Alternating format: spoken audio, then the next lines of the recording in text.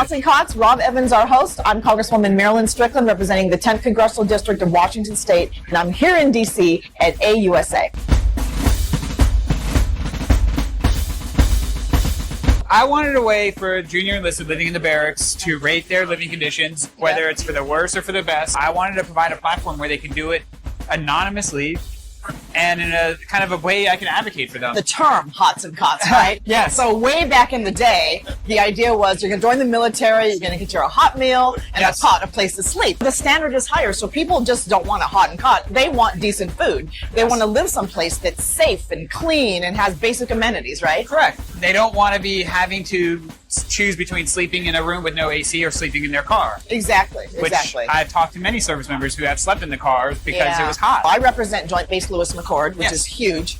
And we actually just secured funding in the last defense authorization bill to build new barracks. Very exciting, energy efficient, all those things. But then you visit other bases around the country. If someone is making the decision to serve their country, at a minimum, we have to meet their basic needs, right? Yes. Housing that's secure, food, and just overall safety. Correct. And I've seen many times service members showing up to a dining facility where it's closed. The kiosk is empty. The food is undercooked. That's money that service members have to pay. Exactly. They don't get to choose what they pay for food. Yeah, and even though we were able to secure a 15% pay raise for those who are, early enlisted, we still have to make sure that we're living up to our promise to provide basic necessities. No one's expecting our service members to live like the Kardashians or anything like that. Right. We just want them to have a good place to lay their head and be able to not worry about what's going to happen. What is something that you would want me as a member of Congress on the House Armed Services Committee to communicate to Army brass? There are some really easy things to fix. Locks on doors. I chatted with a soldier for an hour during Christmas because they couldn't lock their door and they couldn't leave their room. Right. Otherwise, their stuff would get stolen. Exactly.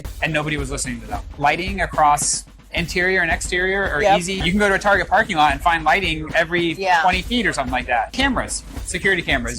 Security cameras don't always work outside of the barracks. And it's not things that I think about as a man. Like, I'm not really looking around my shoulder if the lighting's working. Because what you're talking about is safety. Yes, it's a safety thing. This is really a conversation about safety and quality of life. We've seen the stories, we've seen the headlines of different installations where women have been assaulted, and there is safety things that can be done. Absolutely. That was in the GAO report. Rob, thanks so much for being with me today at AUSA.